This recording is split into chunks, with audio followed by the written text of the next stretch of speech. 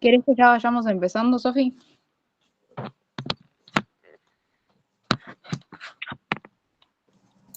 Si se une alguien más, retomamos. Bueno, dale.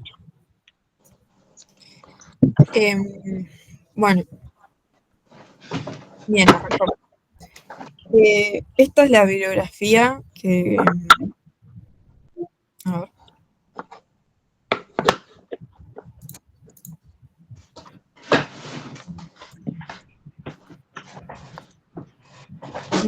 Hola. Bueno. Bien, estábamos arrancando recién. Primero arrancan con la unidad que vendría a ser la segunda parte de los historiadores marxistas británicos. Ustedes ya vieron con el texto de Hobsbawm, de la primera parte de la materia, que le den los historiadores a los marxistas británicos, y todos esos conceptos, todo lo que se vio en ese texto, se termina de desarrollar con esta segunda parte de la unidad, ¿no? Con el texto de Edward Thompson, Edward Thompson, que formó parte de estos marxistas británicos y que escribió su libro La formación de la clase obrera en Inglaterra en el año 1963. Bien, esto ya lo vieron con el texto de Hobsbawm, pero hay que entender que a partir de la década de los 50, alrededor de la década de los 50 y los 60, se produce una serie de... A ver. Bien, entonces esto, a partir de las décadas de los 50 y 60, comienzan a surgir nuevas corrientes historiográficas, es decir, nuevas corrientes de formas de hacer y de estudiar la historia, de analizar la historia. Como ya vieron, a partir de la historiografía tradicional es que surgen la escuela de los anales con Mark y Bloch y Febre, que representó como una transformación de la forma tradicional de hacer la historia. Bien, a partir de la década de los 50-60, tomando también como punto de inflexión la Segunda Guerra Mundial y todas las transformaciones políticas, ideológicas que eso trajo, comienzan a surgir estas nuevas corrientes historiográficas que son las que se van a ver en toda la segunda parte de la materia. Si ustedes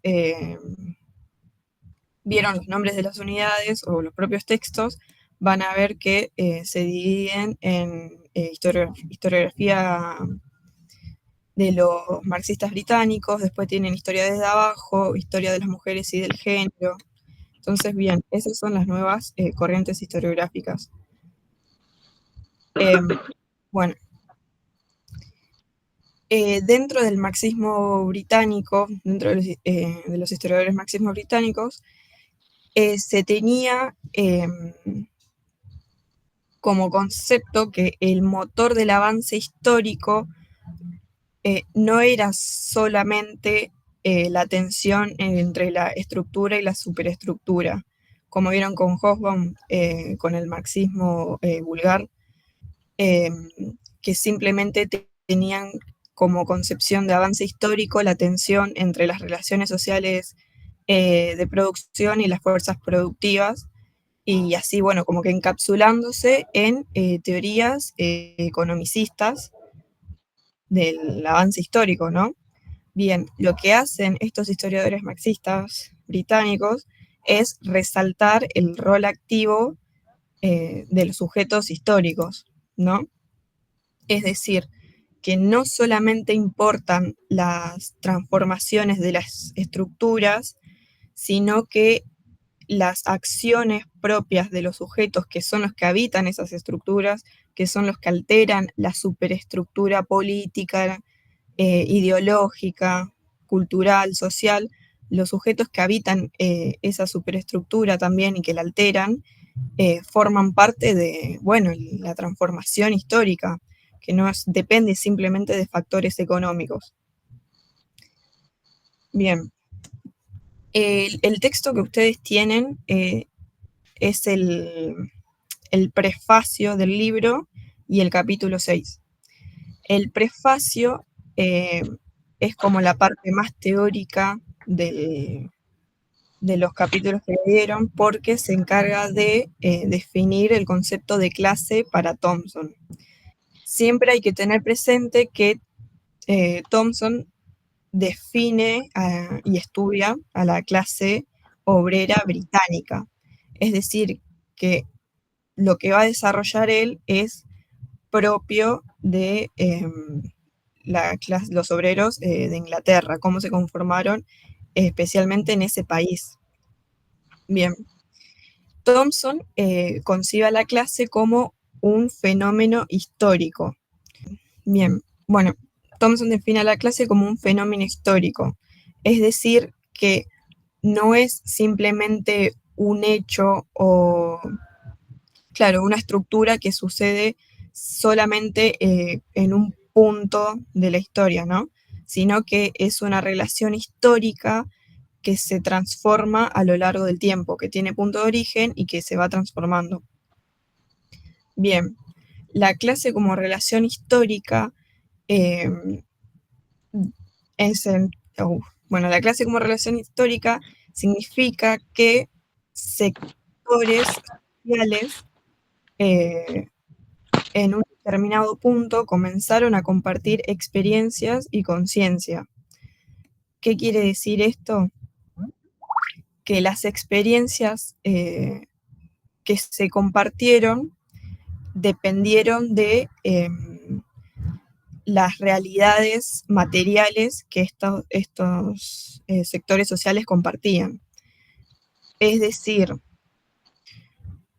estas experiencias eran determinadas por el contexto en que estas personas nacieron. Es decir, que ya habían nacido con relaciones de producción determinadas.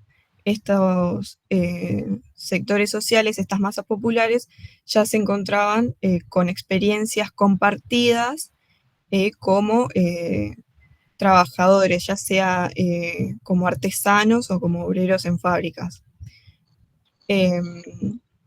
Estas experiencias compartidas determinaban intereses en común y objetivos en común que los identificaban como un grupo diferenciado de otro grupo que tenía, de otro grupo con intereses antagónicos, ¿no? La conciencia de clase fue la manera en que estas experiencias de clase se expresaron a través de modos de pensar, de la cultura, de las tradiciones, de los valores y de las ideas que esta clase, la conciencia de clase fue la manera en la que estas experiencias compartidas y determinadas se expresaron a través de, bueno, esto que estaba nombrando, de los modos de pensar, de la cultura, de las tradiciones, de las ideas que van a desarrollar también, de las formas de organización. Entonces, la formación de la clase obrera fue un proceso activo, ya que se desarrolló en un contexto histórico determinado, tuvo también un origen determinado y fue transformándose a lo largo del tiempo. Por eso es un proceso activo, porque no es simplemente un hecho concreto que sucedió en un año o en una serie de años y que se terminó ahí totalmente como consolidado, sino que fue un proceso que se fue transformando, fue un proceso que fue activo, ya que los propios sujetos que lo formaban fueron conformándolo. Bien, entonces la clase, o la clase, y su formación depende de la experiencia de clase y la conciencia de clase, que no son lo mismo, ya que la experiencia está determinada por las condiciones materiales en las que los sujetos nacen, mientras que la conciencia no está determinada porque es la expresión de las experiencias de clase a través de los modos de pensar o de las ideas. Esta conciencia no está determinada porque este expresamiento puede variar, por ejemplo, entre país y país. Por eso también Thompson recalca que es la formación de la clase obrera en Inglaterra, porque la conciencia de clase que se puede desarrollar, que se desarrolló, por ejemplo, en Argentina, es completamente diferente, a pesar de que la experiencia de clase de las condiciones materiales pueden llegar a ser similares. A eso se refiere. Entonces, la clase como fenómeno histórico,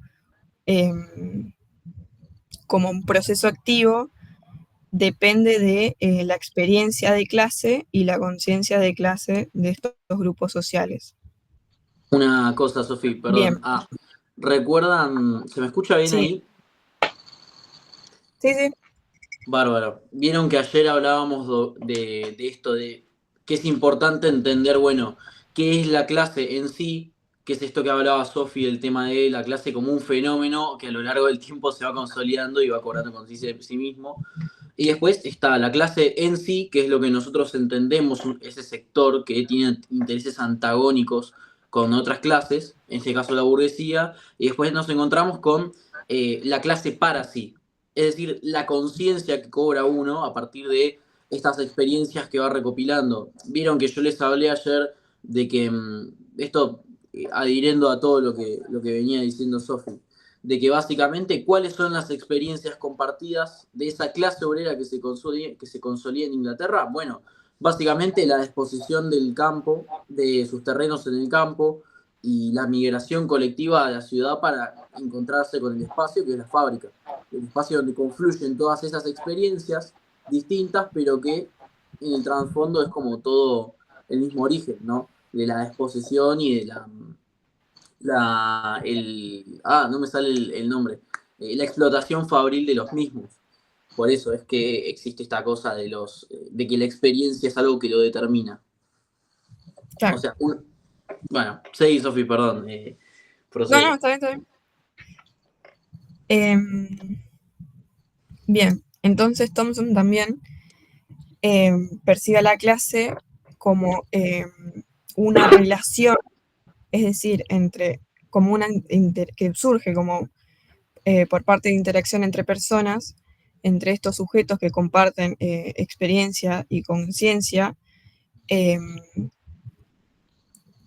que resultan en intereses antagónicos a los de otro grupo, ¿no?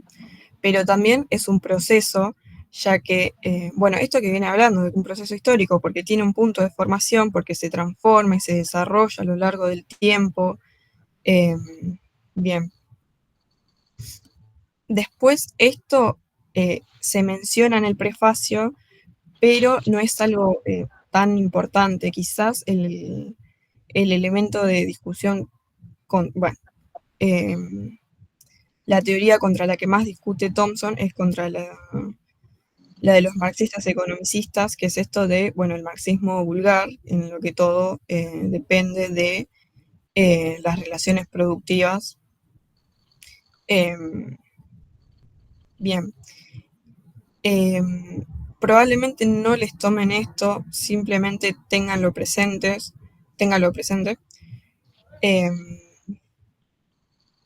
Bueno, bien, pasamos al capítulo 6, que es justamente esto que que contó Valen, que acá es cuando Thompson plantea la formación de la clase obrera inglesa. Él pone como punto de origen el periodo entre 1790 y 1830. Bien, Thompson no es que rehúye del aspecto económico en la formación de la clase obrera, sino que lo que él viene a decir es que esta formación fue producto tanto del desarrollo económico, es decir, de la tensión entre las fuerzas productivas y las relaciones sociales de producción, al mismo tiempo que fue producto de aspectos culturales y políticos, es decir, los que están presentes en la superestructura. Bien. La idea que critica Thompson en este capítulo es la que plantea que la clase obrera nació en las fábricas, a partir de las fábricas. Como que la clase obrera nació a partir del trabajo en estas fábricas, cuando en realidad es algo bastante ahistórico, ¿no? Porque estos nuevos obreros provienen bien, como decía Valen, del campo, provienen de experiencias diferentes que fueron las que moldearon luego las formas, que fueron las que moldearon esta formación en las fábricas. Como dijo Valen, todas estas experiencias diferentes se encontraron en las fábricas y fueron así, y de esta manera sí es que también surgió la clase obrera, ¿no?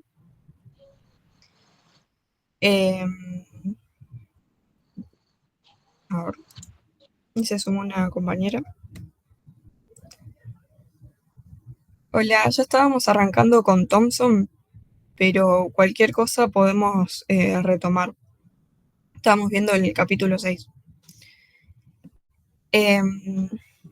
Bien. Thompson critica la idea de que la clase obrera nació en las fábricas, ya que la mayoría de los nuevos obreros provenían,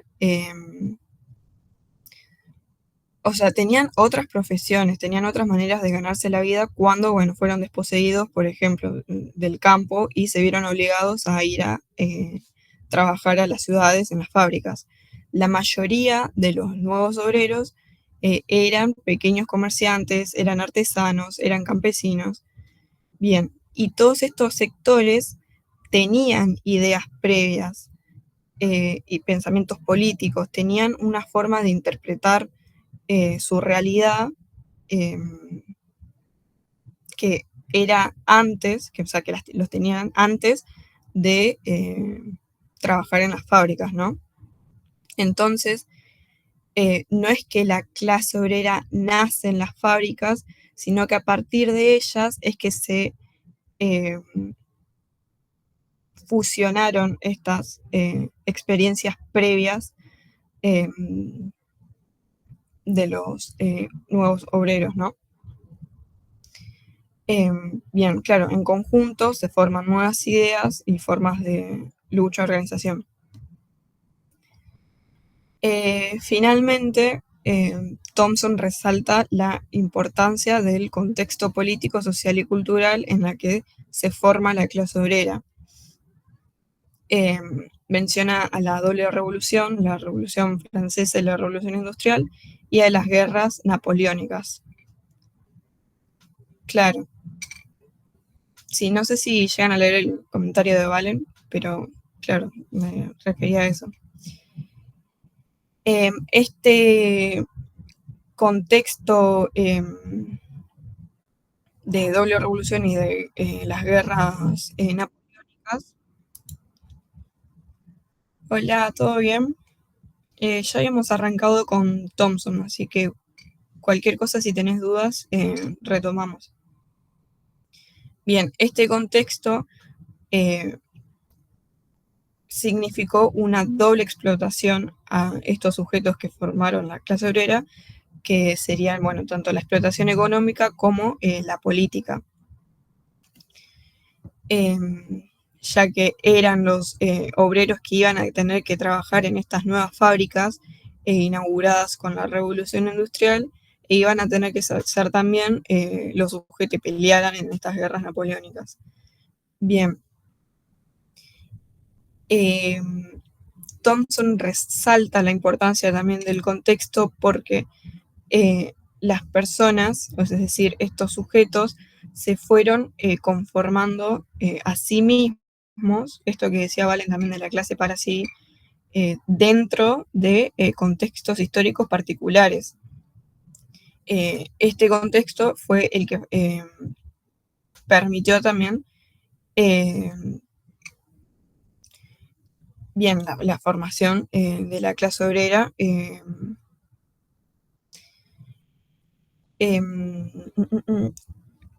ya que, bien,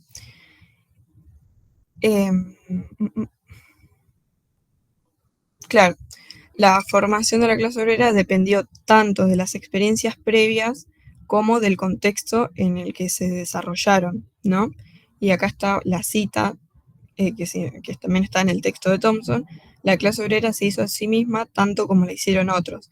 Es decir, que estos sujetos, resalta la acción activa de estos sujetos históricos que conformaron también su propia clase, su historia, pero a la vez dentro de determinados contextos, ¿no?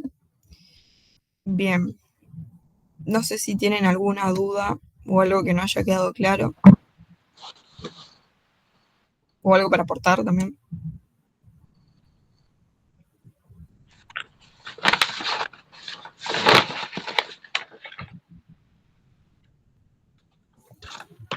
Bueno, si no tienen ninguna duda, y si quieren, arrancamos con Ginsburg. Ginsburg va a comenzar definiendo, bueno, primero el contexto es que Ginsburg va a seguir con esta historia de abajo que ya planteó, creo que lo vieron en el curso de ingreso y si no me equivoco en el examen anterior, que ya planteó Sharp, y él se va a enfocar principalmente, o lo que hay que rescatar de lo que plantea Ginsburg, es su enfoque para los sujetos subalternos, que son las personas que no pertenecían a la élite, es decir, que no pertenecían a la clase dominante. Una cosa, si hablo muy rápido y no se me entiende, me pueden frenar y decirme que no entendieron o lo que sea, no tengo problema. Y si tienen alguna duda también. Pero bueno, Ginsburg va a comenzar definiendo lo que es la cultura popular. Y él va a hablar esto justamente, que es el conjunto de actitudes, creencias y patrones de comportamientos propios de esta cultura subalterna. ¿Qué quiere decir con esto? Las formas o la cultura justamente de estas clases subalternas que no eran pertenecientes a la élite, y que quedaban excluidos de ellas, básicamente. Entonces, lo que él va a explicar es que cuando nosotros queremos analizar la cultura popular, tenemos una escasez de testimonios. ¿Por qué? Porque esta gente se comunicaba principalmente de forma oral. Entonces, es muy difícil rescatar qué era lo que planteaban, lo que hablaban y demás. Además de eso, las fuentes que nos llegan son todas fuentes escritas. Y va a explicar que estas fuentes, como son escritas, van a ser doblemente indirectas. Primero por esto que les decía, porque tenían una cultura oral. Entonces, ya que sea escrita, se convierte en una fuente indirecta. Y después, porque estas fuentes escritas van a ser realizadas por las clases dominantes. Es decir, todo lo que esté escrito en ellas no va a representar verdaderamente lo que pensaban estas clases subalternas. ¿Se entiende hasta ahí? Entonces, con las confesiones de Menocchio, lo que nosotros vamos a poder analizar son los aspectos de la cultura popular. ¿Qué es esto? Entender no solo las vivencias de esa época, no solo las experiencias diarias, sino también las ideas y relaciones que tenían con estas clases dominantes. Entonces, esto lo vamos a hacer desde la perspectiva de una persona que se encontraba fuera de estas clases dominantes en el siglo XVI.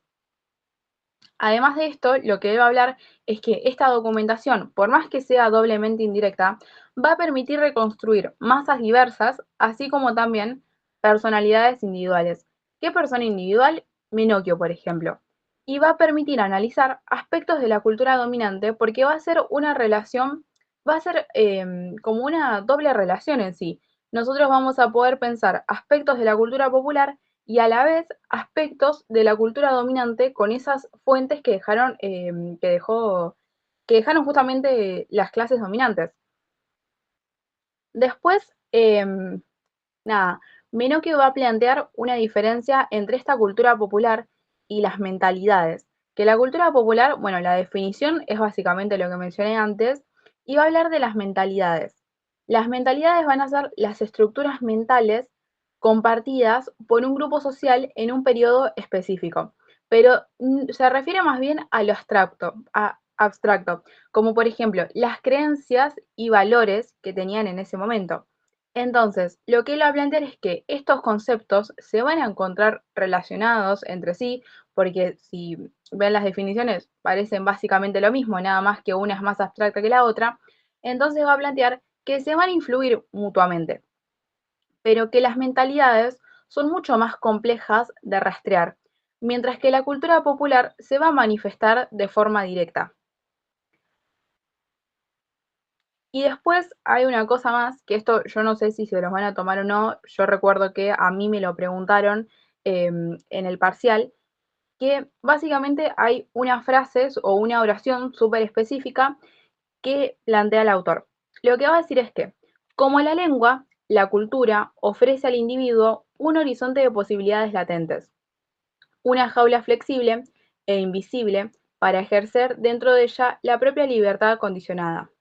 Lo que él va a querer decir con esta frase es que si bien las personas tienen una cierta libertad, es decir, que si bien las personas, es eso, tienen una cierta libertad, esta va a estar limitada en realidad y moldeada por sus propias influencias culturales. Entonces, esta libertad va a depender de la cultura que tenga la sociedad en la que se encuentre y además bueno, no, eso va a querer decir básicamente. Y lo va a relacionar con Menocchio, porque Menocchio, por más que tenga su propia libertad, justamente, no va a poder escapar de su propia cultura. No sé si tienen alguna duda, pero de Ginsburg es eso, no sé si hablé muy rápido.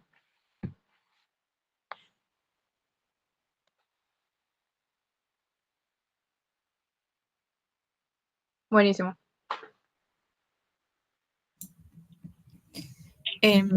Bien. Bueno, la otra unidad que ustedes ven es la historia de las mujeres y del género.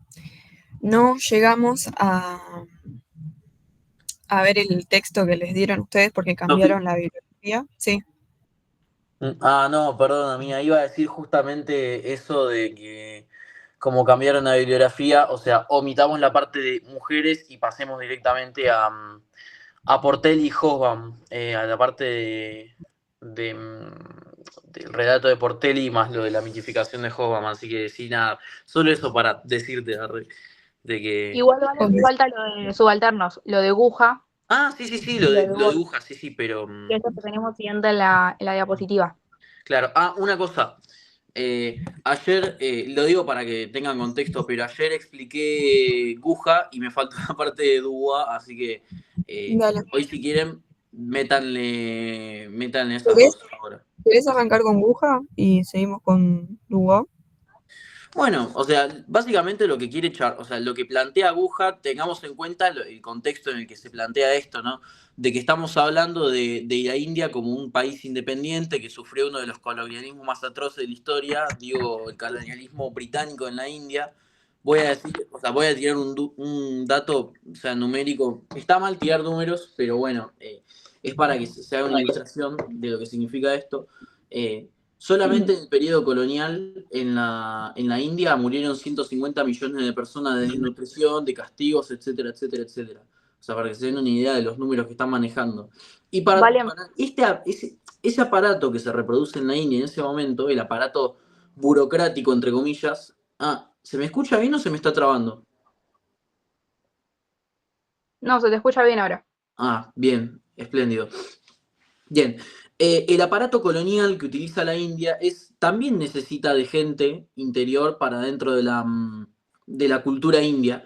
Y por lo tanto nos vamos a encontrar, bueno, voy a poner el ejemplo que puse ayer. Yo ayer dije que la palabra cipayo es una palabra que viene de la India, de la etapa colonial, principalmente porque cipayo era el indio burgués que peleaba con los británicos contra con la propia emancipación de su propio pueblo. Dato no menor. Pero es importante para charlarlo porque acá van a haber dos cuestiones centrales en función de la élite colonial europea, que es la británica, y la élite colonial india, que era pues, básicamente funcional a lo que Gran Bretaña decía. Lo que sucede es que básicamente van a haber dos corrientes historiográficas, que son las corrientes historiográfica nacionalista y ¿cómo se dice esto? La historiografía colonialista, el mismo, donde nos vamos a encontrar con una historiografía que pretende reconstruir lo que sucedió en un país, en una nación, a partir de la óptica europea y el eurocentrismo. Guárdense la palabra eurocentrismo porque es algo que van a dar en materias, por ejemplo, como Asia y África, que les recomiendo dar.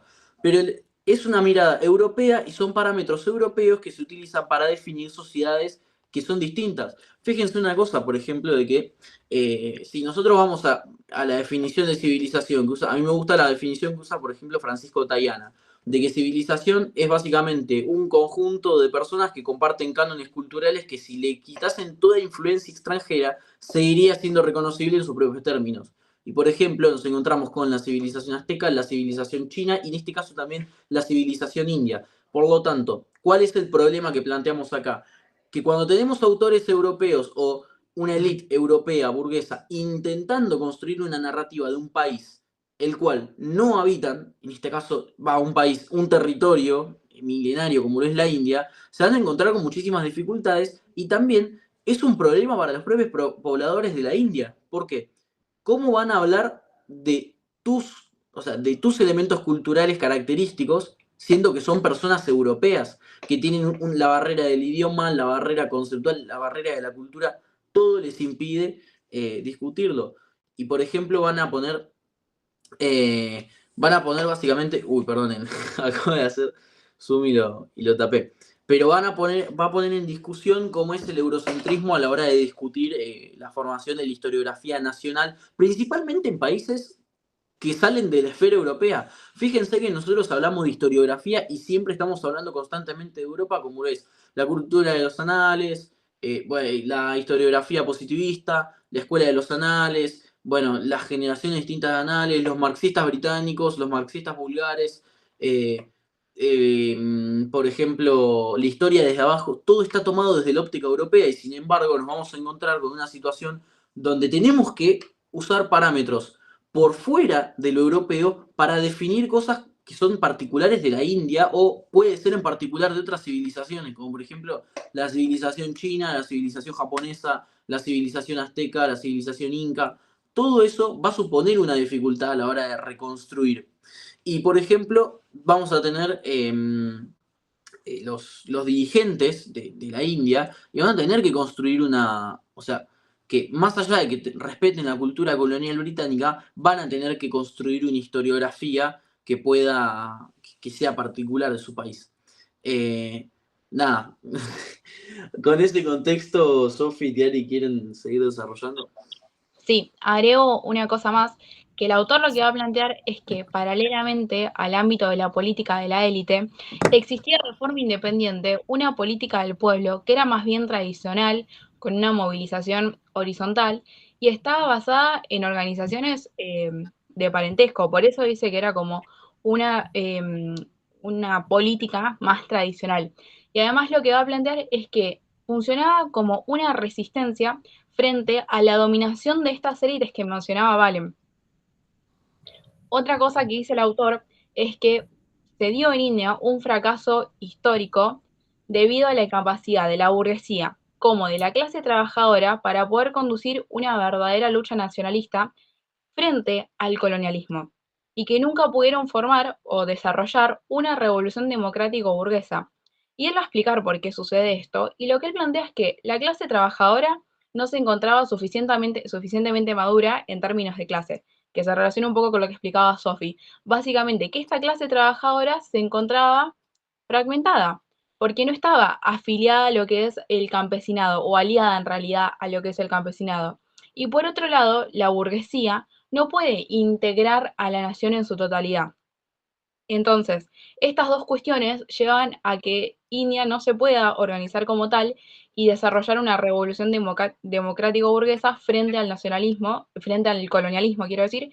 Eh, Nada, eso es lo que plantea el autor en ese sentido. Sí, que también una de las cosas importantes, uno de los actores fundamentales, por ejemplo, es que tenemos el pueblo como un aparato, no, como un sujeto al cual se lo estudia desde las distintas corrientes historiográficas. ¿Qué significaría, por ejemplo, el pueblo para, según la élite colonial administrativa británica?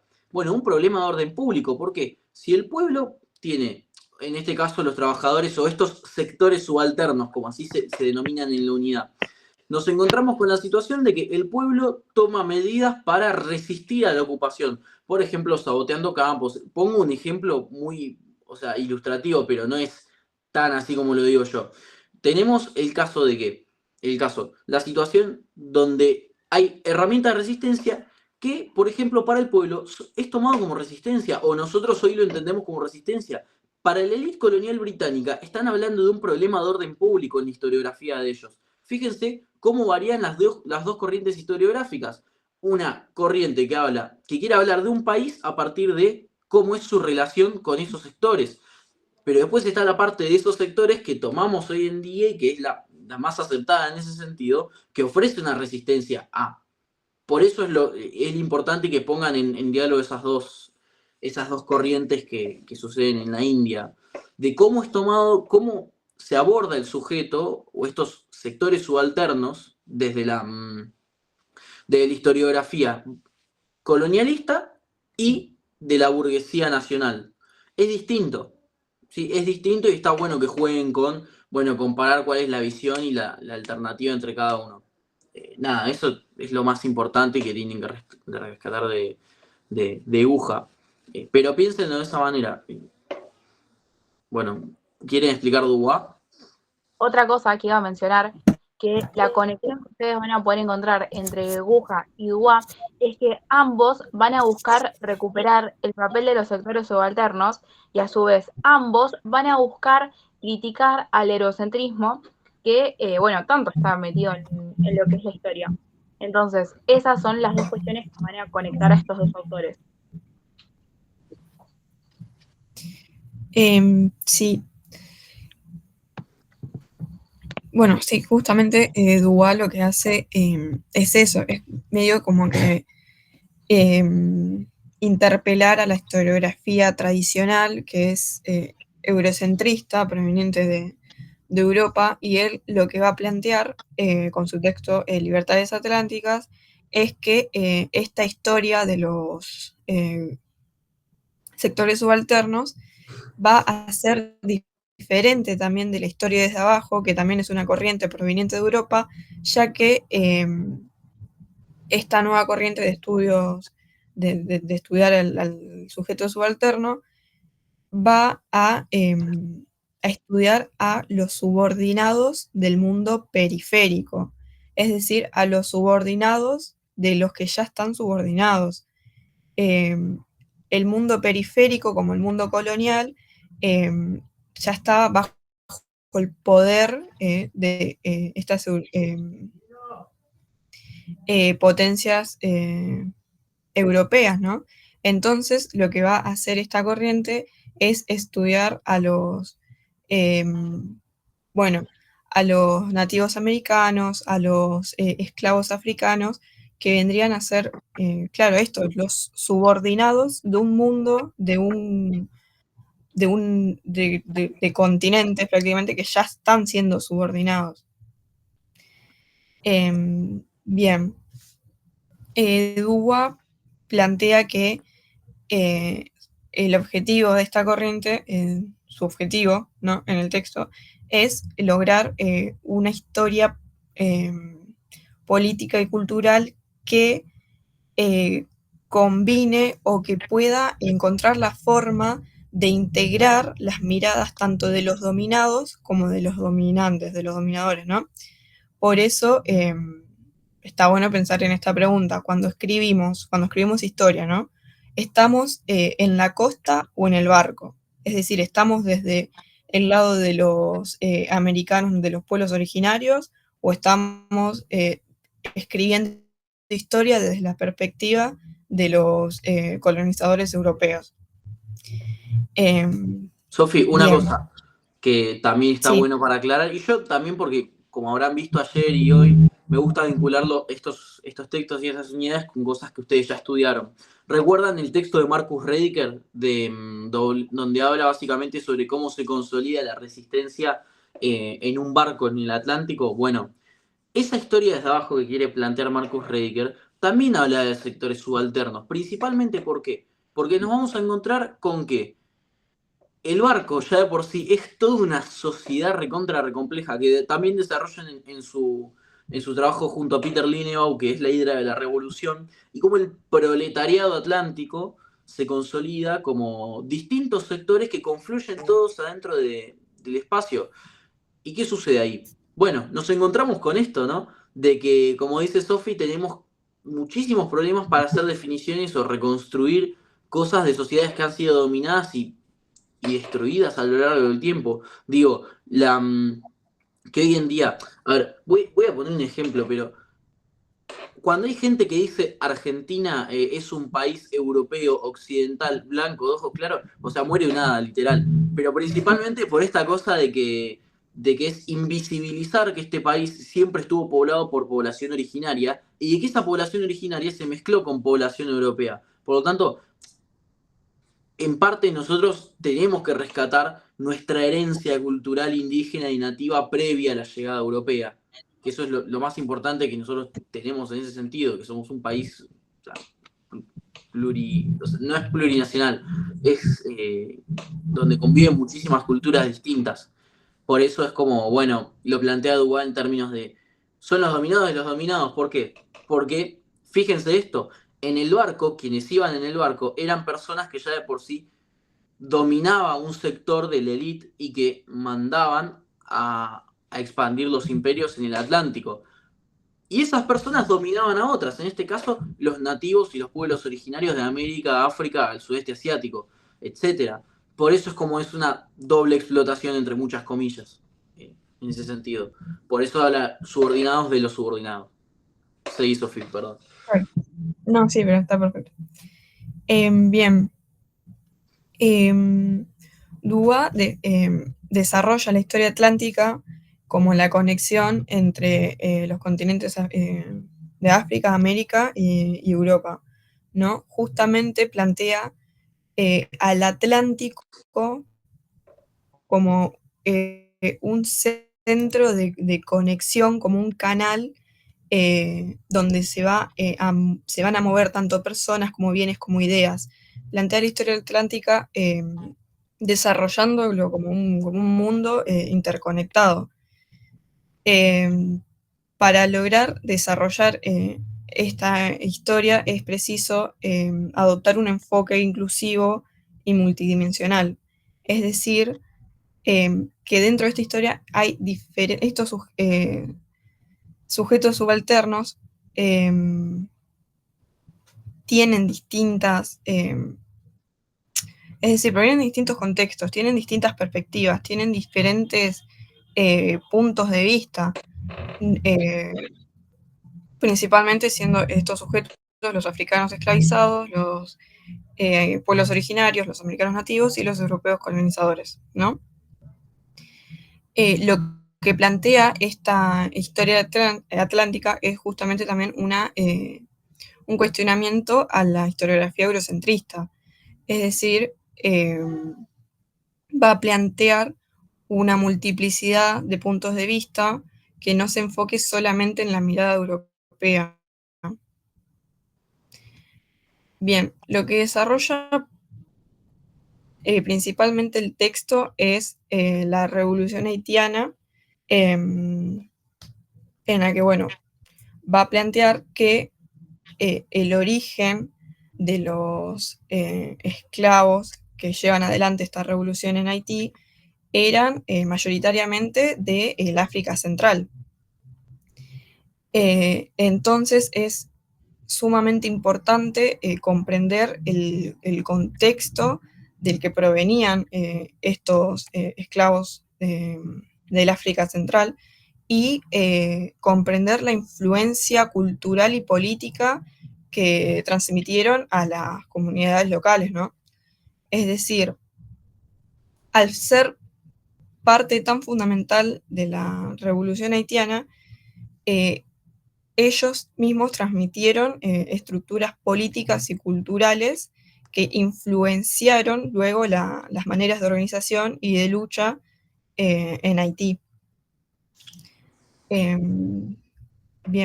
Me detengo, perdón, Sofi, me detengo a que analicen, vieron cómo es el tema de la confluencia de tres mundos totalmente distintos en un proceso como lo es la revolución haitiana. Fíjense lo que había pasado, que hay una revolución que, como nosotros entendemos revolución, tiene origen, entre muchas comillas, europeo.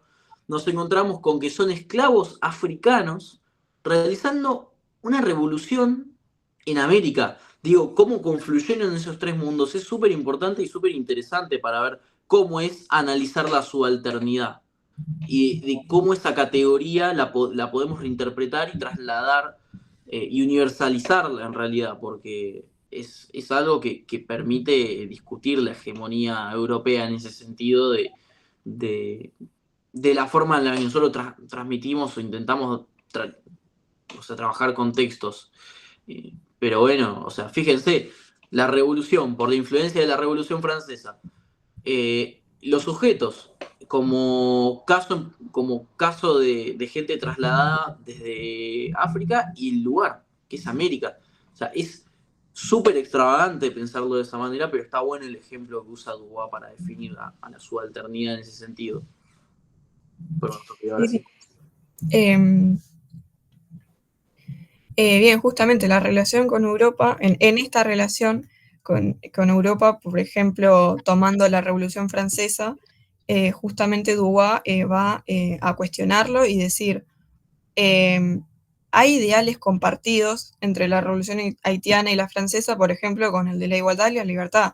Sin embargo, en la Revolución haitiana se van a llevar adelante, se van a concretar de manera total. Y además, estos sujetos protagonistas de la revolución no provienen de Europa, no son europeos que se habían educado en estas ideas de ilustración y de revolución propias de Europa, sino que son esclavos que vienen con experiencias, con formas de ver el mundo, con ideales propios de sus países, propios de África, y que influyeron a las formas tradicionales y culturales y políticas locales, confluyendo, bueno, en esta revolución. Bien. Dejando de lado todo esto, bien, bueno, ahí armamos un link nuevo cuando se corte. Dale. Bien. Luego, al final del texto, Dubois va a mencionar las dificultades de estudiar esta historia atlántica, ¿no? Principalmente por esta falta de registros escritos de los sujetos protagonistas, es decir, de los esclavos, de los pueblos originarios, teniendo así que recurrir a métodos alternativos como lo son la arqueología, por ejemplo. Esto se relaciona con la historia de abajo que estuvo desarrollando Thiary, en que las fuentes disponibles son producidas por los sectores dominantes. Bien, otras dificultades metodológicas incluyen este problema de posicionamiento, es decir, de poder equilibrar las perspectivas de los diferentes sectores. Es decir, cómo hacemos para poder en una misma historia, en una misma forma de contar la historia, hacer que se incluyan tanto las perspectivas de los que estaban en la costa como las perspectivas de los que venían en el barco. A eso se refiere. Bien, ahí ya estaríamos con el texto, estas dificultades metodológicas está bueno pensarlo en este sentido, es decir, cómo se equilibran las diferentes perspectivas, porque Portelli no plantea simplemente hacer una historia americana o africana, sino que lo que él plantea es la historia atlántica, es decir, cómo se relacionaron estos tres mundos, cómo hacer para, claro, para escribir de estos procesos sin que haya una perspectiva dominante como lo tuvo hasta este momento la historiografía tradicional con el eurocentrismo. Bueno, los últimos dos textos que tienen se incluyen dentro del lo que vendría a ser la historia reciente o la historia y memoria, que no sé si ya la llegaron a ver en los teóricos. Pero Portelli se va a dedicar también como un... Uy, disculpen por el sonido de la compu, si se escuchan las notificaciones.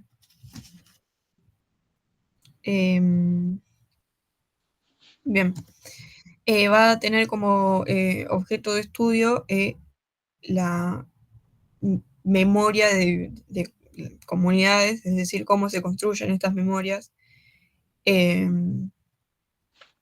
Y va a tomar en este texto el caso de la masacre de Civitella Valdichiana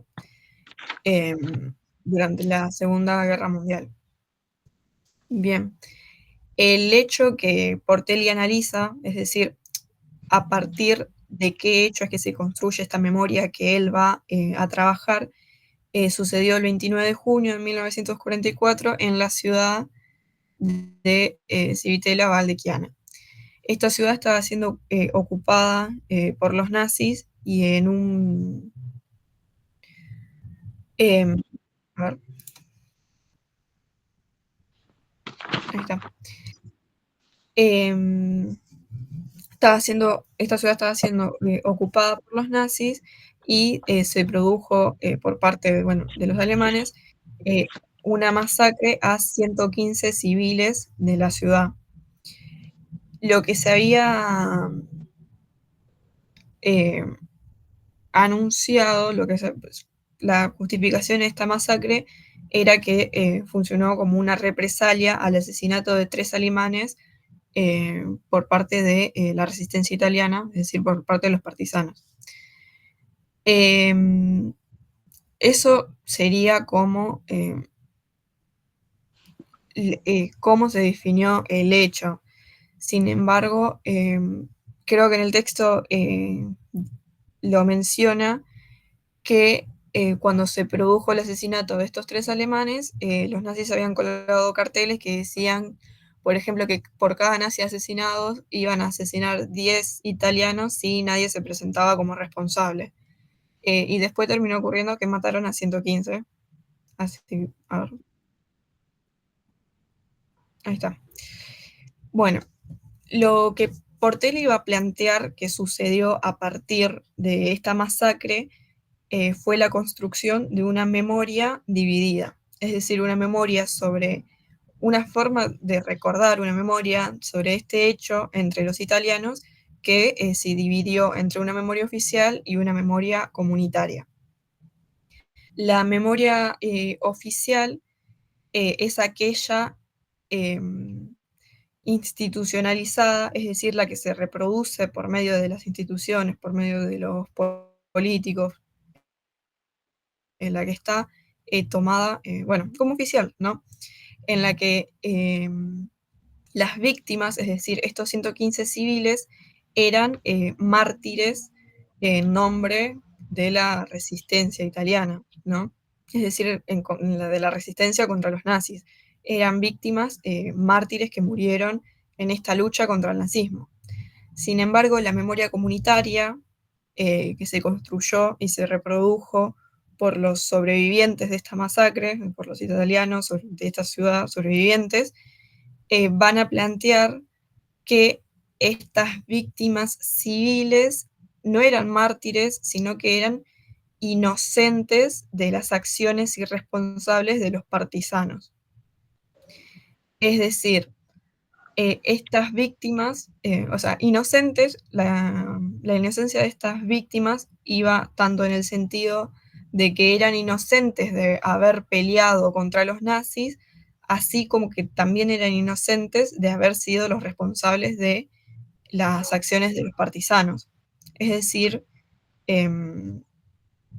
claro, esto, son inocentes porque no formaron parte de las acciones que llevaron adelante los partisanos y tampoco habían peleado activamente contra los nazis. Eran inocentes, es lo que plantea la memoria comunitaria, ¿no? Y esta memoria comunitaria se caracteriza por ser fervientemente antipartisana. Rechazaron totalmente las acciones de los partisanos locales como acciones irresponsables y que llevaron, claro, que produjeron esta masacre. No es que los nazis son los responsables de haber asesinado 115 civiles, sino que por culpa de los partisanos que asesinaron primero a los 3 alemanes, es que los alemanes reaccionaron y mataron a los civiles inocentes. Lo que Portelli plantea al reconstruir la historia de la memoria es que no hay que tomar ninguna de estas dos posiciones o estas dos construcciones como verdad absoluta. O sea, ninguna de las dos contiene la verdad, ya que ambas se construyen por medio de una multiplicidad de memorias divididas. Estas memorias están condicionadas ideológicas y culturalmente al contexto histórico en el que se desarrollaron. No son, o sea, son dinámicas, se fueron transformando también. Ninguna tiene como la primacía sobre la otra, porque, por ejemplo, desde la memoria comunitaria se planteó que la memoria oficial, en un contexto de Guerra Fría post Segunda Guerra Mundial, se planteó que la memoria oficial que realzaba la acción de los partisanos estaba como que contaminada por ideas de izquierda, ¿no? Mientras que la memoria comunitaria era la única verdad absoluta, ya que la contaban los sobrevivientes. Entonces, en esta contraposición, Portelli plantea, bueno, reconstruyamos ambas memorias, pero no viendo a una como por encima de la otra, como que alguna de las dos tiene la razón, sino que ambas son parte de una multiplicidad de memorias y forman y se inscriben en determinados contextos históricos y que las fueron transformando, ¿no? Bien. Esta memoria comunitaria parte de el luto de los sobrevivientes. Es decir, fue la forma en que los sobrevivientes pudieron expresar las experiencias traumáticas que habían atravesado. La contraposición entre lo dicho y no dicho desarrolla Portelli que para estos sobrevivientes era difícil comunicar o expresar estas experiencias traumáticas, entonces lo que tuvieron que buscar fue cómo expresarlas a través de la memoria grupal y de la construcción de mitos. Entonces, bueno, eso. Esta memoria comunitaria fue producto de la forma en la que tuvieron estas comunidades de expresar su luto, de expresar sus experiencias traumáticas. Portelli dice que era difícil hablar de estas experiencias traumáticas, pero imposible no hacerlo. Es decir, estas comunidades, estos sobrevivientes iban a tener que encontrar la manera de expresarlo a través de la construcción de una memoria grupal y de mitos. Esta memoria no es un núcleo impenetrable. Esto es lo que yo venía planteando. Estas memorias se elaboran y se adaptan al tiempo histórico. Por eso es que Portelli va a desarrollar las variaciones de estos testimonios, es decir, cómo los testimonios de los sobrevivientes van cambiando a lo largo del tiempo. No es lo mismo lo que pensaban inmediatamente después de que ocurrió la masacre a lo que ellos recordaban luego de que haya terminado la Segunda Guerra Mundial, ni lo que recordaban más adelante. También menciona un par de políticos que eran como los que iban a la cabeza de lo que planteaba esta memoria comunitaria en contra de los partisanos. Bueno, las variaciones de estos testimonios, esto es lo que vengo diciendo, es que primero había un resentimiento de los sobrevivientes, de los italianos, contra los alemanes que habían llevado a cabo la masacre. Sin embargo, esta memoria se transformó, debido a transformaciones también de contexto, hacia un resentimiento contra los partisanos. Por esto mismo es que no hay una memoria auténtica, plantea Portelli, ¿no? Es lo que viene desarrollando. No hay una memoria auténtica porque no hay una única forma de recordar, y esa forma de recordar no es, no es que no varía, no es invariable. Esa forma de recordar también se transforma y se va construyendo a lo largo del tiempo.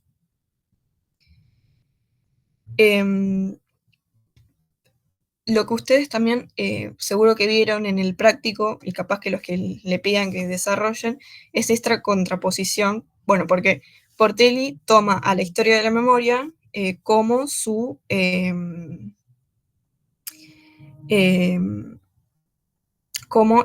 sea, la investigación que él realiza sobre la historia de la memoria, él plantea que es necesaria para lograr comprender por qué se construyen de esa manera y al mismo tiempo para poder incluirlas dentro de un proceso político más amplio. Esto probablemente se lo hicieron, esta visión de la historia de la memoria se contrapone con la de Hobsbawm, por ejemplo, que ahora lo vamos a ver más adelante.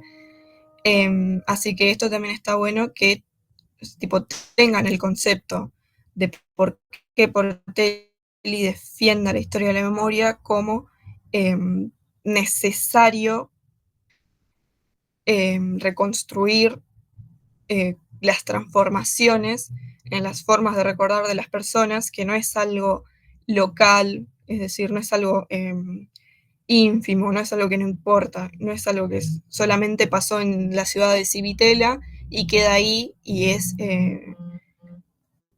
para el proceso político italiano en su conjunto, ¿no?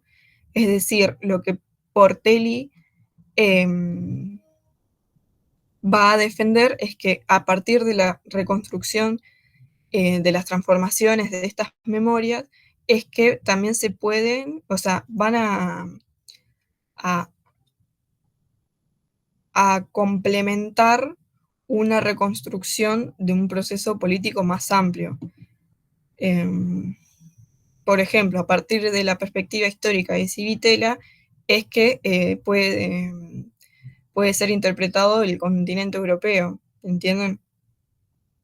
Esto de, por ejemplo, de la historia desde abajo, que también se desdeña porque dicen, bueno, la historia como de la identidad, es decir, de sectores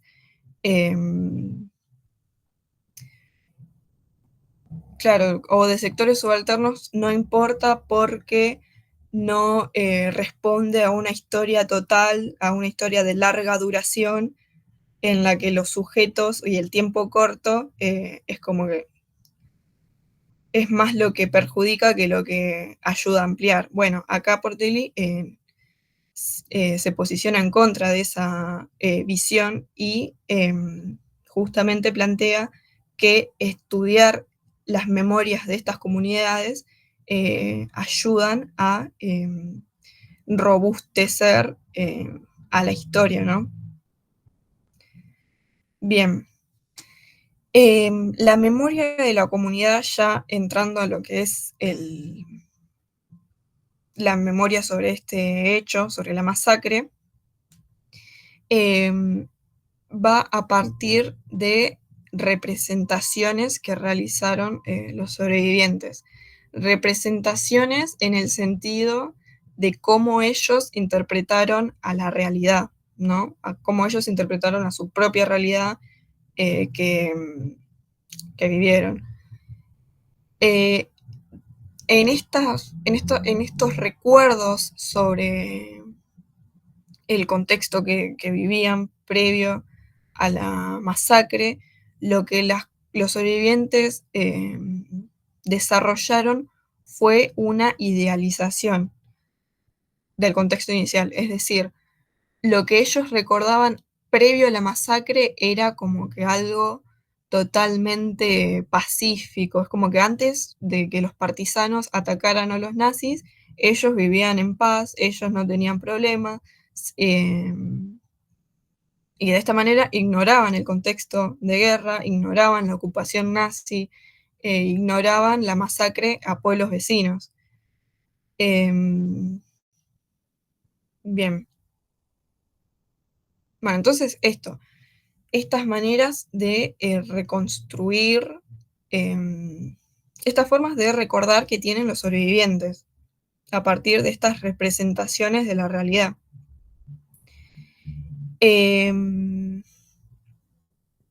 Bien, lo que Portelli también desarrolla son las tensiones previas que había entre nobles, claro, los que habitaban el núcleo de poder de la ciudad, y de los campesinos que habitaban la periferia de la sociedad, de la ciudad, los campesinos empobrecidos, ¿no? Lo que Portelli llega a descubrir es que previo a la ocupación nazi, los habitantes de la ciudad ya se habían sentido invadidos por las clases bajas, por estos campesinos que venían de la periferia. Entonces, lo que ellos experimentaron fue como que una primera invasión por parte de los partisanos pobres que alteró su normalidad. Por eso es que se generó un resentimiento hacia los partisanos, hacia los campesinos pobres, previo a la ocupación nazi. Por eso es que Portelli dice que hubo un doble desplazamiento, un desplazamiento de espacio en que los partisanos son los invasores, y un desplazamiento de tiempo en el que esta invasión no arranca con la ocupación nazi o con la masacre de los alemanes, sino que arranca con la acción partisana a la que ellos ya resentían previamente. Bien.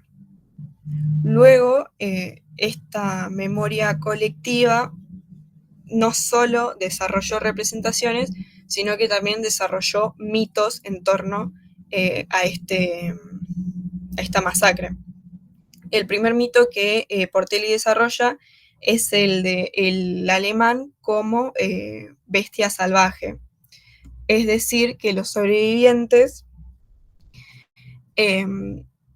desarrollaron esta forma de ver a los alemanes, a los nazis, como como animales que respondían a instintos, como sujetos que se guiaban por, que no respondían a juicios morales, ¿entienden? Es decir, que respondían de manera natural, dice, es decir, como animales, es decir, son bestias salvajes porque se los provocó y respondieron, es decir, no son responsables de lo que hicieron, porque ellos fueron primero perjudicados y claro, los molestaron primero los partisanos, entonces los Perdón, alemanes... Sofi, ¿puedo agregar algo para ahí Sí, acomodar lo que estás diciendo? dale, Básicamente le dan este carácter de que son bestias salvajes para que se entienda el hecho de, bueno, provocaron a los alemanes, era obvio que iban a reaccionar así, porque como dice claro, Sofi, no responden a juicios morales. Entonces se plantea desde un lado como, bueno, ¿qué esperaban si ellos son bestias salvajes y los provocaron? claro. Y este mito les ayudaba también a culpabilizar aún más a los partisanos y justificar toda su memoria, ¿no? Todo su Claro. posicionamiento. Entonces, bueno, por una parte estaba esta construcción de mito de alemán como bestia salvaje que no respondía ante sus actos, y por otra parte el mito de el buen alemán, que también ayudaba a justificar el accionar nazi, ya que veían como que, bueno, los alemanes son estructurados, los alemanes son obedientes, así que como la ley de obediencia de vida, es decir, los alemanes iban a obedecer las órdenes de sus superiores porque está en su naturaleza. Es decir, los alemanes son obedientes, son educados y van a obedecer estas órdenes que venían desde arriba. Es decir, o sea, no se les puede culpar porque ellos solamente obedecieron órdenes porque está en su naturaleza como alemán. Eso es lo que plantean estos dos mitos, que ayudan, bueno, como decíamos, a eh, justificar el accionar alemán y justificar el sentimiento antipartisano de los sobrevivientes. Otros tres mitos que también desarrolla Portelli, que no es necesario que se acuerden mito por mito cuáles son. Estos de los alemanes sí, porque son, bueno, las formas de justificar a los nazis, pero estos otros tres mitos los nombro igual, pero son el de el clérigo que ofrece su vida a cambio de los rehenes, de estos civiles, el soldado alemán que se niega a disparar contra los civiles y de esa manera pagó con su vida siendo fusilado por desobedecer, y el mito de que años más tarde a esta masacre, dos alemanes volvieron a la ciudad a pedir el perdón del párroco. Estos mitos, no importa si fueron reales o no, sino que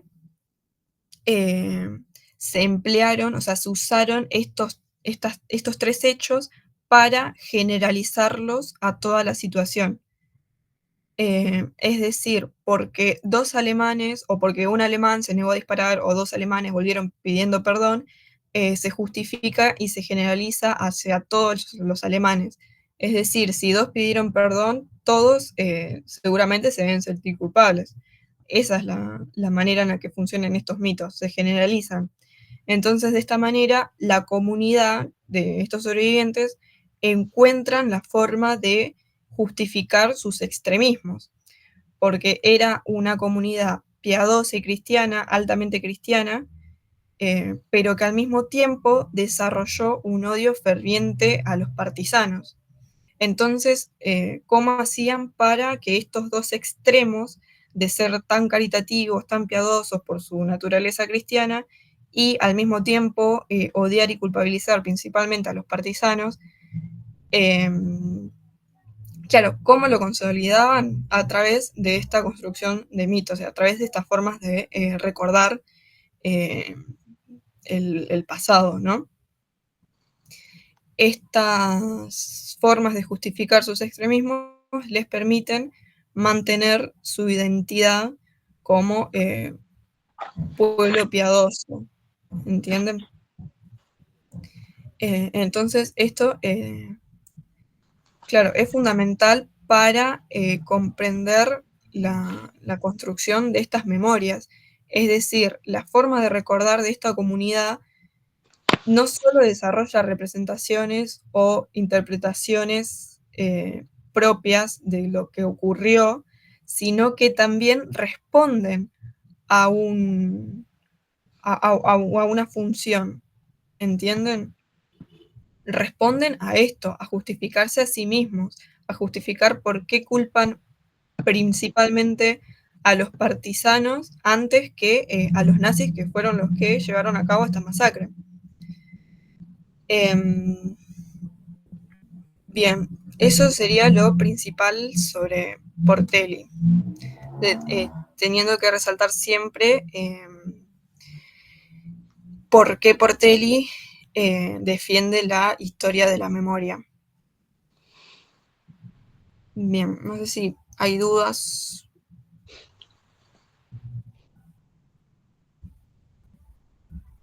Bueno, si no hay ninguna duda, seguimos con el último texto, que es de Hobsbawm, y lo que tienen que resaltar de él son dos cosas puntuales. Primero, Hobsbawm va a tener dos enunciados principales que va a plantear que los relatos de la comunidad no deben ser considerados como historia, y además que la historia que escriban los historiadores va a ir en contra de lo que dice la comunidad. Bueno, pero ¿por qué va a plantear esto? Él cree que la historia que se construye para una comunidad no es positiva. ¿Por qué? Porque es peligrosa, ya que puede causar conflictos. ¿Cuáles serían estos conflictos que puede causar? Bueno, lo que está planteando Sofía recién, que la historia de la comunidad puede ser una forma para justificar extremismos. Entonces, lo que Hogan va a plantear es que no es como positivo dentro de la historiografía y que seguir alimentando o fomentando este tipo de historia va a terminar siendo perjudicial para toda la historiografía en general. Entonces, lo que él va a proponer es que tengamos una historiografía universal, una historia universal básicamente, que esta historia universal lógicamente va a ir en contra de la historia de la comunidad. ¿Se entiende hasta ahí? Bueno, y otra cosa a destacar de Hobsbawm es que él va a hablar del rol del historiador. Él piensa que el historiador tiene que tener en cuenta que lo que va a escribir es la materia prima de otros historiadores, porque nosotros como historiadores vamos a leer justamente esto a otros historiadores y vamos a utilizar sus textos como fuentes. Entonces, lo que tiene que hacer el historiador es destruir estos mitos que planteaba Sophie. Pero ¿qué pasa? Muchas veces estos mitos van a formar parte de la historiografía.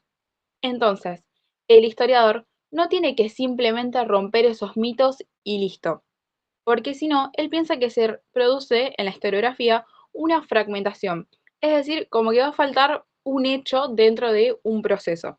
Entonces, lo que él va a proponer como historiador es que se dejen afuera esos mitos y se intercambien por hechos comprobables, para no producir una fragmentación historiográfica, porque hay que pensar que estos mitos forman parte también de una comunidad en específico. Entonces es como una forma de sacarle, en cierto sentido, la historia o en sí no la historia como tal, sino la cultura a una comunidad en específico.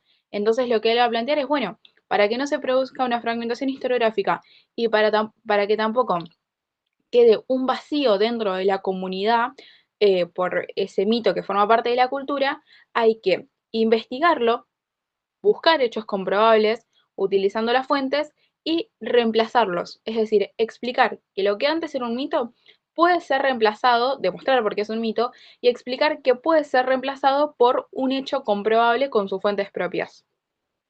Eso es lo que hay que destacar de Hobsbawm. ¿Por qué? Porque todo el tiempo se va a contraponer a todo lo que dijo Portelli, básicamente. No sé si tienen alguna duda. Aparte, también entendiendo el contexto del que escribe Hobsbawm. También. No sé si se los mencionaron en el práctico, pero el Hobsbawm está escribiendo en los 90, me parece, con el contexto de, bueno, las guerras en Yugoslavia, caracterizadas por un extremo nacionalismo. Está hablando de también, Y también teniendo el diario El Lunes de la Guerra Mundial. claro. Entonces, bueno, él ve cómo es que estos nacionalismos, estas ideologías extremas, justificaban la masacre y matanzas de personas, ¿no? Entonces, claro, por eso plantea todo esto que desarrolló Thiary, la construcción del mito, la obligación del historiador de desarrollar una historia universal. Claro, porque él lo que va a pensar es, bueno, todas estas historias de las comunidades, así como decía Sophie, pueden ser utilizadas para justificar extremismos, porque terminan desarrollando un nacionalismo ferviente, básicamente. Bien, esos serían los dos textos, los últimos dos textos. No sé si quedaron algunas dudas.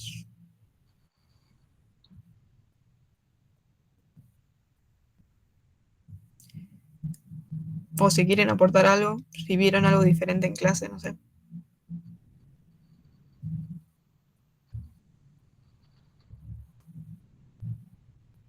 Bueno, si no hay dudas, también lo que les quería mostrar. Sí, sí, sí. Yo iba a preguntar si puede ser, yo tenía anotado ahí en un apunte, que cuando uno estudia en historia atlántica, busca posicionarse en el medio de tanto, o sea, por así decirlo, en el medio del barco y la costa. Claro. Sí, sí, justo por esta,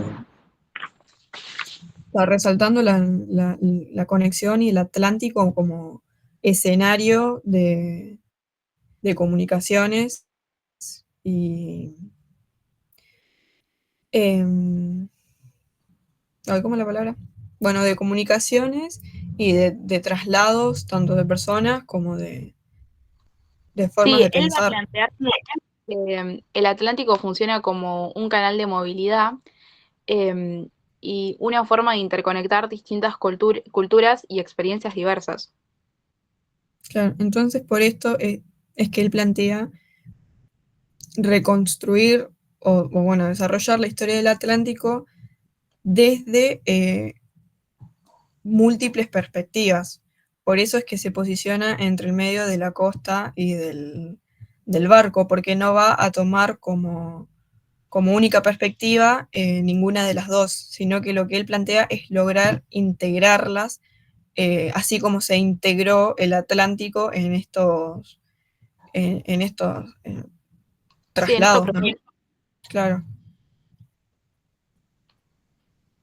No sé si te respondimos o no. Ok. Pues ya. Bueno, lo que estaba diciendo es que tengo las preguntas, una foto de las preguntas del parcial del año pasado, así que no sé si quieren que las veamos y no sé, ver si les Sí, ayuda, pueden responder. A ver, digo,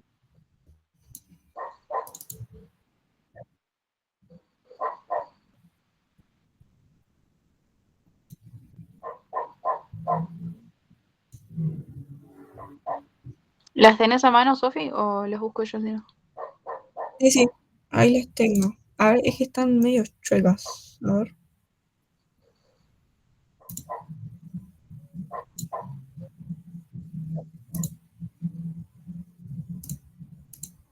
Claro, es que las tengo al revés. Sí. La primera habla de qué manera define Thompson el concepto de clase, qué críticas plantea a otras formas de pensar dicha noción y cómo se pone de manifiesto su obra de definir la clase en el análisis realizado sobre la formación de la clase obrera en Inglaterra. Esto es básicamente, bueno, todo lo que explicó Sofía al principio, de qué manera define Thompson la clase. Es, bueno, el cuadrito ese que hizo Sofía al comienzo, que él va a explicar que está conformada por la experiencia y la conciencia de clase. Claro, bueno, esto de cómo define Thompson el concepto de clase como una relación histórica, como un proceso activo, qué críticas plantea otras formas de... Bueno, qué críticas a otras nociones es Es lo esto que de Sofía, se sí, posiciona, claro, contra los marxistas economicistas, contra el marxismo vulgar, eh, que plantean que la única forma de desarrollo histórico o la única manera en la que se pudo conformar la clase obrera es por medio de las tensiones por medio de la estructura económica. Eso es básicamente lo que eh, las críticas que hace a otras interpretaciones. O sea, resalten la de los economicistas. Al menos yo hice eso. Bien. Y después, cómo se pone de manifiesto su forma de definir la clase en el análisis realizado. Bueno, es esto que iba a plantear Sofi y Valen, que decían que todos los miembros de la clase obrera provenían de distintos sectores, básicamente. Y eso termina siendo la formación también.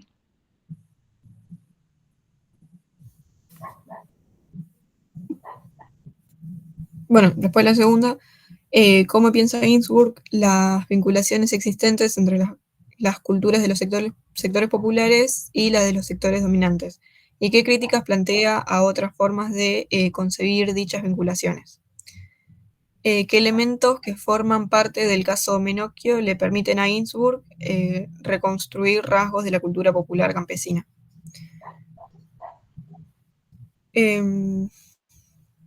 Bueno, ¿cómo piensa las vinculaciones existentes? Es esto que decíamos anteriormente, de que él va a plantear, bueno, y también respondiendo a la pregunta de qué elementos permiten a Ginsburg reconstruir rasgos. Bueno, primero los elementos, si bien es la confesión de Menocchio, son estos aspectos que nos presenta la documentación que permiten reconstruir tanto masas diversas como también personalidades individuales, y a su vez las vivencias de la época, pero también las relaciones con la cultura dominante. Y después, cuando se refiere a qué críticas plantea a otras formas, acá no lo agregamos y no. Sí, la pregunta es, ¿cómo piensa Ginsburg las vinculaciones existentes entre la cultura de los sectores populares y la de los sectores dominantes? ¿Y qué críticas plantea a otras formas de concebir dichas vinculaciones? ¿Qué elementos que forman parte del caso Menocchio le permiten a Ginsburg reconstruir rasgos de la cultura popular campesina? Entonces, como venía diciendo, las críticas, bueno, no las agregamos ahora en este grupo, pero son, ustedes van a poder leer en el texto que él va a discutir con Foucault, con Bollem y con Mandrieu y con Bakhtin.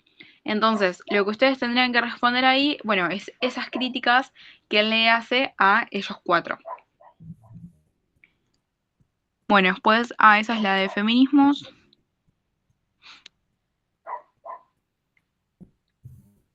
Bueno, y la de Guja y Dubois dice, tanto Guja como Dubois buscan en sus trabajos recuperar y analizar el accionar de los sectores subalternos en la historia.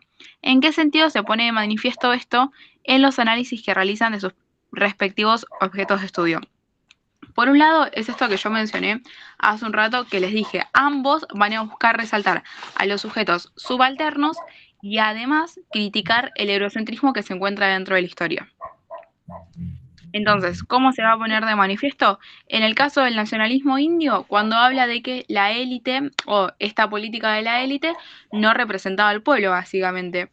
Y Guja lo que va a hacer es explicar esto, que había una política del pueblo tradicional, distinta. Entonces, eso es una forma también de representar a estos sujetos subalternos, explicando su propia política independientemente de la élite.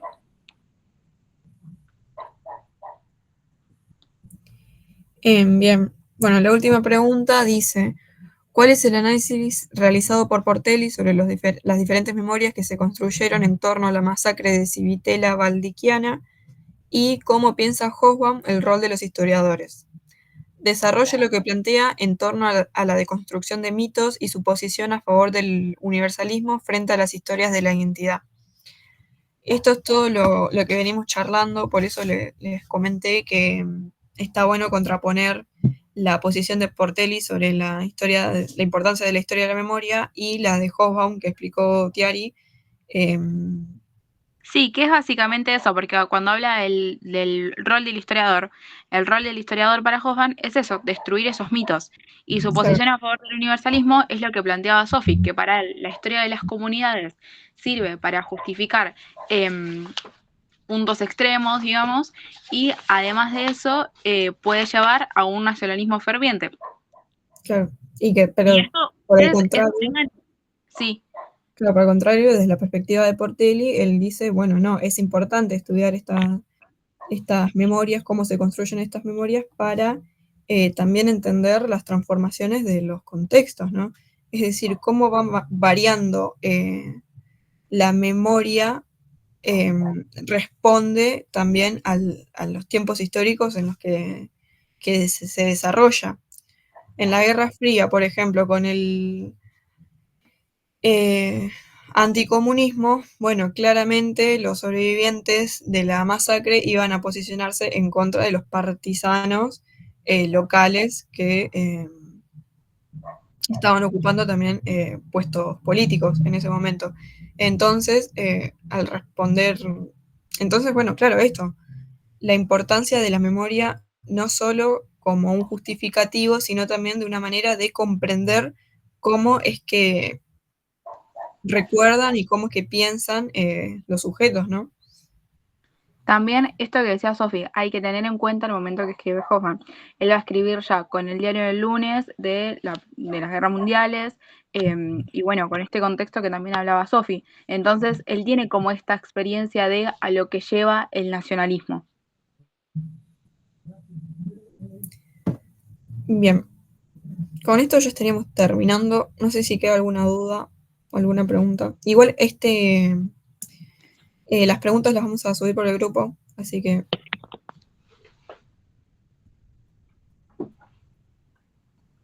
Buenísimo.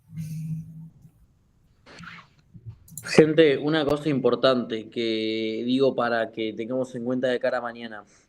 Mañana vamos a dar básicamente el texto que nos quedó pendiente de mujeres, así que nada, lo único que nos faltaría repasar es básicamente eso, pero bueno, recuerdo que mañana también vamos a seguir repasando, porque probablemente se sumen compañeros que hasta hoy no se sumaron.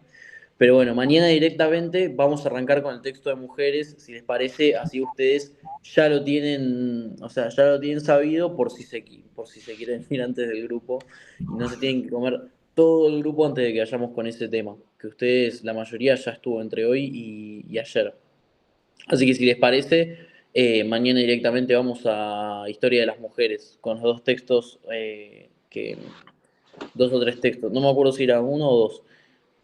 Dos o tres quise decir. Así que nada, de cara a mañana. ¿Les parece?